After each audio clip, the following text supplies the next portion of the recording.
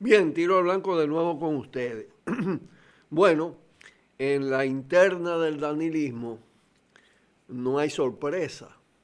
Definitivamente, Danilo Medina impuso a Gonzalo el poder combinado de Estado y empresarios afines, los cuales tienen complicidades, 31.6%. Domínguez Brito, 11.2%. Quedó lejos, quedó a 20. La mesa segura la sorpresa con 5-3, le ganó a Navarro. Y de ahí, 2 puntos y pico, en fin, los otros. ¿Qué hay que destacar? Hay que destacar que casi un 23% dijo que no iba a votar por ninguno. Y que el 19.1% no les respondió, lo cual también indica una actitud de desprecio a eso. Eso suma 42%, más que Gonzalo. Casi el total de Gonzalo y Domínguez Brito. Eso es un reflejo en ese escenario de la crisis de credibilidad, de la desconfianza en el sistema de partido y en sus precandidatos y candidatos. Aparece otro resultado en comparación con Lionel. Los que opinan que sería ganador Lionel es un 45 contra 35 que opinan que es Gonzalo, un 10% de diferencia. En otro orden, ¿por quién votaría? Un 28.3 por Lionel y un 20.1 por Gonzalo, lo que indica que la diferencia ahí es menos de 10%. No es como dicen los lionelistas, que es una distancia enorme. Ahí va a venir una competencia cerrada. Ahora, hay que decir lo que otros no se atreven a decir. Esa es una competencia entre quienes. Es una competencia en el pantano de la corrupción. Facciones de la corrupción, precandidatos de la corrupción. En el caso de Leonel Fernández, es la corrupción vieja acumulada, digo, de 3 periodos. PM, sobornar en lugar de matar, él mismo la definió así. Es OISOE de Félix Bautista. Es Obras Públicas de Diandino y de Díaz Rúa. Es el metro de Diandino, por aquí está el metrico.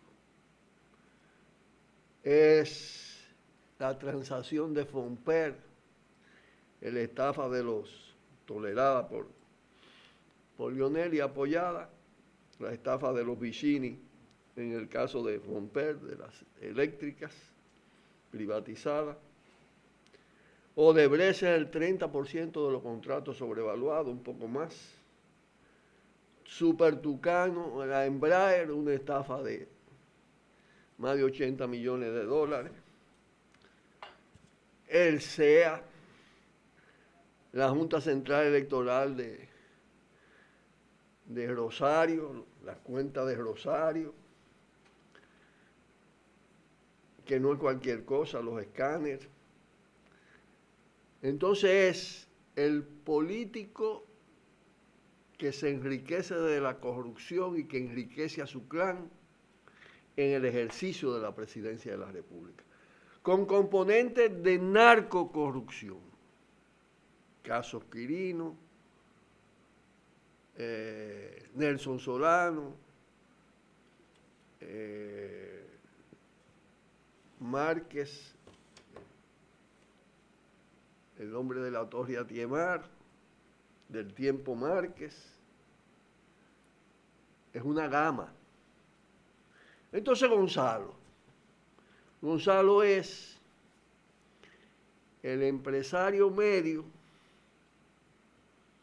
que invierte en política para, por la vía de tráfico de influencia, corrupción de diferentes tipos, modalidades diversas, pegado a Danilo Medina, invirtió en la presidencia de Danilo, construye un emporio. Ensancha el Idonsa, Aeroambulancia, crea una empresa de microcomputadora y minicomputadora, la empresa de ingeniería, Odebrecht en grande, incluyendo Punta Catalina, soborno. Entonces es el empresario que se enriquece con la corrupción de Estado, compitiendo con un político que construyó sus alcancías a base del robo al Estado y su fortuna propia. Olvidé decir el cuerpo de delito, la Fundación Global. Danilo tiene el suyo, más grande aún, Punta Catalina, cuerpo del delito. Es un pleito intermafias. Eso es lo que se va a ver en este mes que viene. ¿Cómo compiten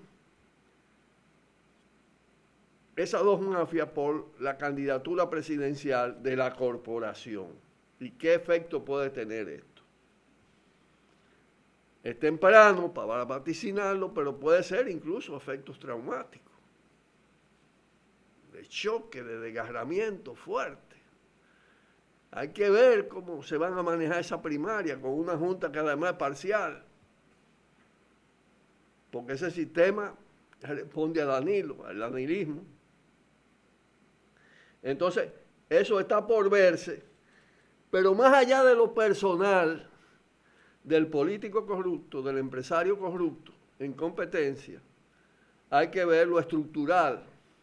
Están montados sobre estructuras que van a continuar operando y que condicionan toda la situación. Porque, bueno, ellos tienen que responder a una partidocracia corrompida y a un empresariado inescrupuloso, corrompido, corruptor, que se han conectado en el ejercicio de poder conformando dos grandes cuevas de Alibaba. Ese es el gráfico de esa situación.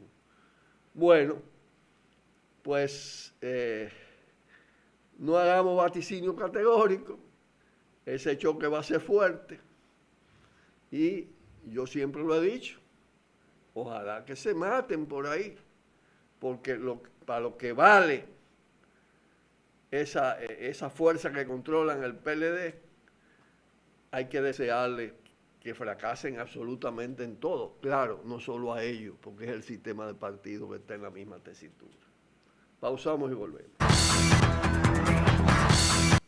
La contrapartida a uno de esos dos, a Leonel o a Gonzalo, es el PRM, que tiene a su vez dos facciones ahora. Pero PRM es la herencia de un PRD que se degradó, se corrompió en el ejercicio de gobierno, en el ejercicio de la política, no solo a nivel de gobierno central, sino de alcaldía, de congreso, de todo esto. Cuando usted ve los métodos, la práctica, los niveles, índices de corrupción en el PRD, del cual sale el PRM, con muchos de esos componentes de la corrupción, no va a haber mucha diferencia con los otros. Entonces, ahí está presente esa competencia con un ingrediente, que es que Hipólito tiene conexiones evidentemente soterradas y no tan soterradas con el danilismo. Pero eso implica también pensar en lo que fue el gobierno de Guzmán. El suicidio tiene mucho que ver con la corrupción en el alto nivel. Jorge Blanco, Leonel Almonte, toda esa corruptela, eso está ahí en el PRM todavía. La misma facción de Abinader es una mezcla de todo eso, pero además habría que ver lo que significa un empresario del cemento instalado en un parque nacional como el Francisco Alberto Camaño Deñó, en el sur del país. Lo que significa los terrenos de la feria y la OIM, la Universidad OIM. Él no ha gobernado, pero él representa fuerzas parecidas a las que han gobernado, con además el agravante de que tutelan, invierten los empresarios de la alta corrupción, entre ellos el grupo Vicini. Lo dejamos ahí, pausamos. Cuidado, cuidado. Y hablando de corrupción, está hoy el tratamiento del periódico Hoy, un despliegue, primera plana y una página entera dedicada a Rondón, a la defensa de Rondón. Hablando de Rondón es hablar de la misma corrupción con conexiones con todos esos partidos y esos gobiernos. Rondón no es de ahora, que está en todos esos menesteres. Ahora sobresale por el caso de Brecht y las funciones de intermediario en los procesos de soborno. Pero él ha ejercido ese lobismo en la Asociación Popular de Ahorros y Crédito, participó en un fraude de alrededor de 100 millones de dólares, se embolsilló por servicios prestados 10 millones de dólares, y bueno, ustedes lo han visto en fotos con Lionel, en fotos con Danilo, en fotos con grandes empresarios, y naturalmente las complicidades son fuertes. Y como el gran empresariado gravita sobre los medios de comunicación, es usado también para apañar, para proteger a gente además que se siente, le han hecho pasar su zafacón porque no podía ser de otra manera, pero se siente seguro. Él dice, no, pues si lo que están es reduciendo, y eso es verdad, están sacando gente del expediente. La mayoría de los pejes gordos no están, comenzando por Danilo Medina y por el propio Gonzalo. Lionel Fernández, el caso incluso de la administración de Hipólito y los contratos, no están. Lo sacaron del expediente, sacaron a Punta Catalina, las sobrevaluaciones, todo eso. Y ahora ese es un expediente hecho, como lo dijo Miriam Germán, hecho para sacarlo o ponerle penita benévola a prisión cumplida. Así van las cosas por ahí, para que ustedes vean cómo está el sistema de podredumbre operando en medio de todo este proceso electoral. Pausamos y volvemos. Cuidado, cuidado. Bueno, el fallecimiento de Camilo VI, que fue un cantautor de mucho renombre, de mucho impacto, pero inevitablemente viene a la memoria Orlando Martínez y lo que pasaba en nuestra América y especialmente en Chile. El golpe fascista de Pinochet, que Orlando Martínez asumió con una entereza, una firmeza.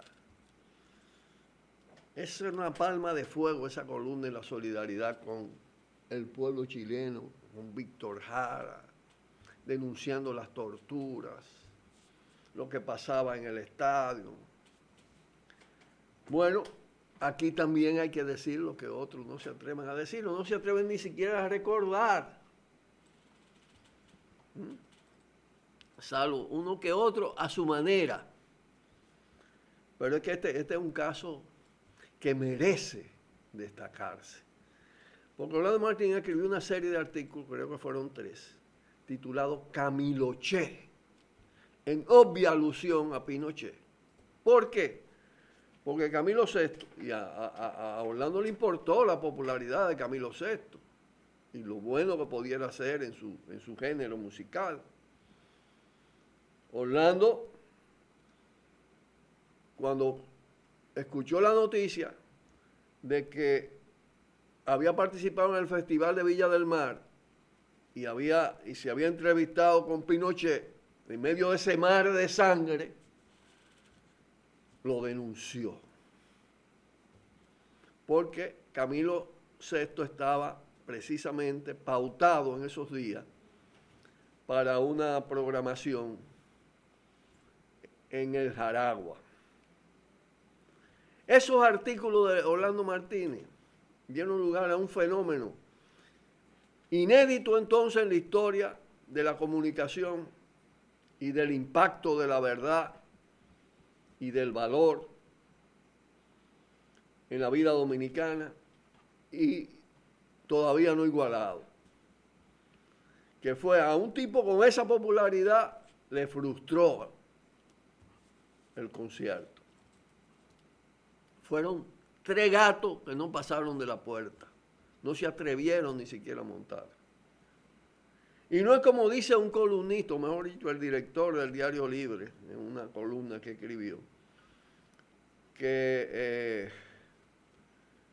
Camilo, él cita la memoria de Camilo VI diciendo que había más militares que gente.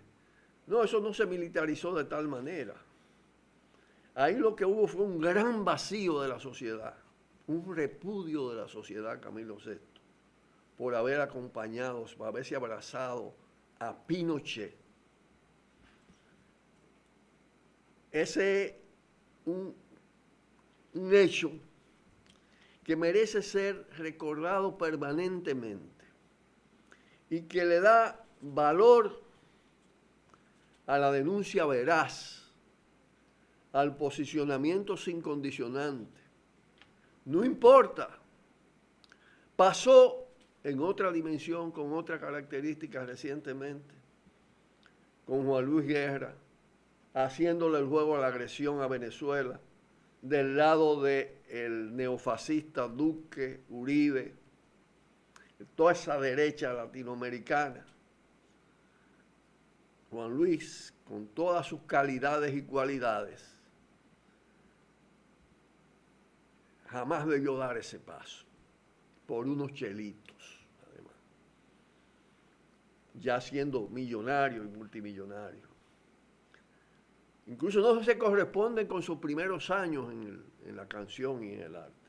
Pero lo de Camilo VI fue mucho peor, en cierta medida, porque lo de Pinochet, en términos de crueldad, de tortura, de desapariciones, de asesinato, era una cosa de una bestialidad tremenda. Y lo que merecía era el repudio de cualquier artista que se respetara a sí mismo y respetara la opinión de su gente.